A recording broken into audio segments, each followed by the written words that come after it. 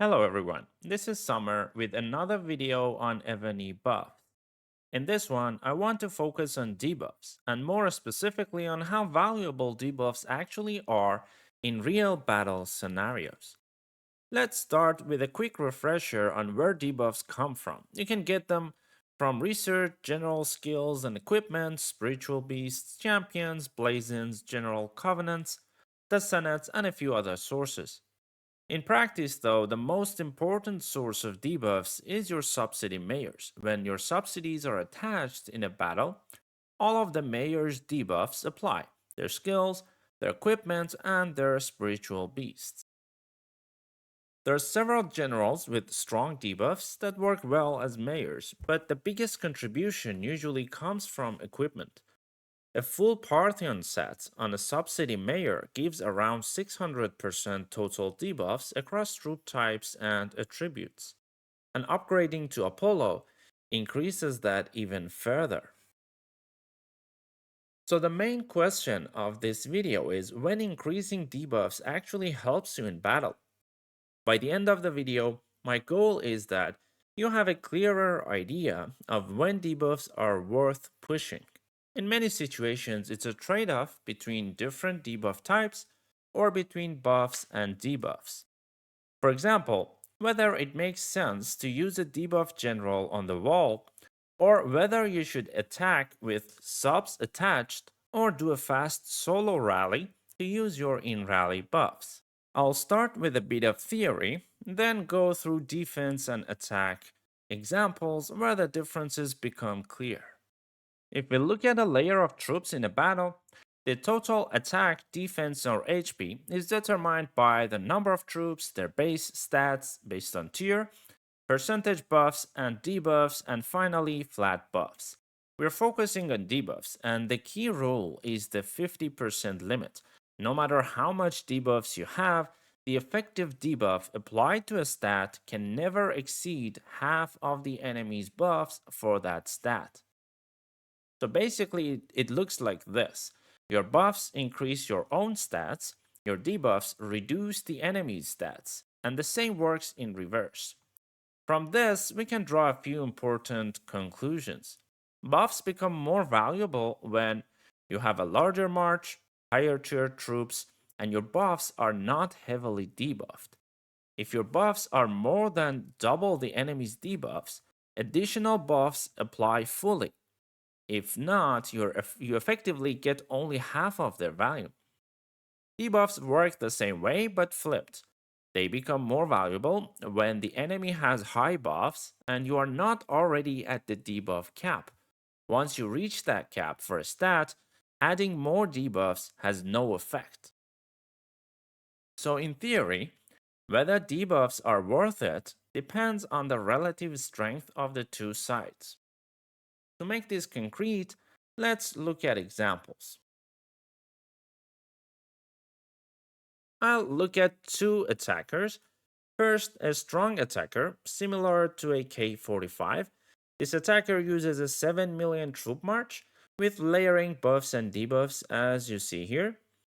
For the main troop type, buffs are multiplied by 1.2. Second, a smaller attacker, similar to a K40. This is a 3.5 million troop march, maximum T14s, except for ground and mounted troops, and much lower buffs. On defense, I use a weaker K40 defender with a T1 mounted wall and a maximum tier of T14 troops. I'll look at both defense and attack scenarios. For defense, I compare two wall generals and add their buffs and debuffs to the defender's base stats. For attack, I compare two archer equipment setups, Imperial, which focuses more on buffs, and Parthian, which focuses more on debuffs. For each case, I calculate the final attack, defense, and HP of each side after applying the buffs and debuffs. In defense against a K45 level archer attack, assigning Nero as wall general reduces the attacker HP by about 1.5%. Boudica, on the other hand, increases the defender's total stats by roughly 15%, which is about 4 to 5 percentage points more than Nero. This may feel counterintuitive because of Nero's large debuff numbers, but the reason is scale. The attacker's archer net buff is around 3,380%, and Nero reduces that by only about 50 percentage points. Compared to the total, this reduction is very small. Boudica adds a few hundred percentage buffs to defender stats that are much lower to begin with. Even after debuffing, those buffs still increase total stats by a meaningful amount. So against much stronger attacks, this pattern is consistent across different march types. Buffs generally add more value than debuffs. When the attacker is closer in strength, debuffs become more effective because they cancel a larger share of enemy buffs. Buffs also become more valuable in these scenarios since the attacker is not heavily debuffing them. You also start to see cases where certain debuffs are already capped. For example, in this scenario, siege attack and ground HP debuffs are already at their maximum, so adding more of those gives no benefit. This shows why it matters which debuff you push. On defense, that often means focusing on archer attack debuffs since that's usually the largest threat. The same logic applies to attack. When a K45 level attacker hits a K40 defender, the extra debuffs from Parthian gear provide no value because the defender's buffs are already low enough to be at the debuff cap.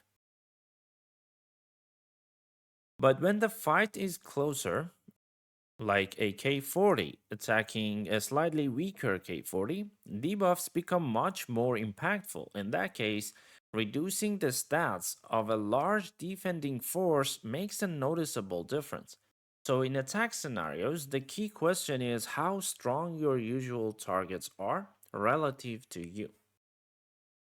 So my take from all of this is the following. If we plot the value of debuffs against enemy size, it looks something like this curve. By size, I mean a general measure, but in practice, it mostly reflects their buffs. The value of debuffs depends on the situation. On defense, we usually want to prepare for stronger enemies. On attack, we have more control over our target selection. So I hope this gives you a clearer framework for thinking about debuffs in real battles.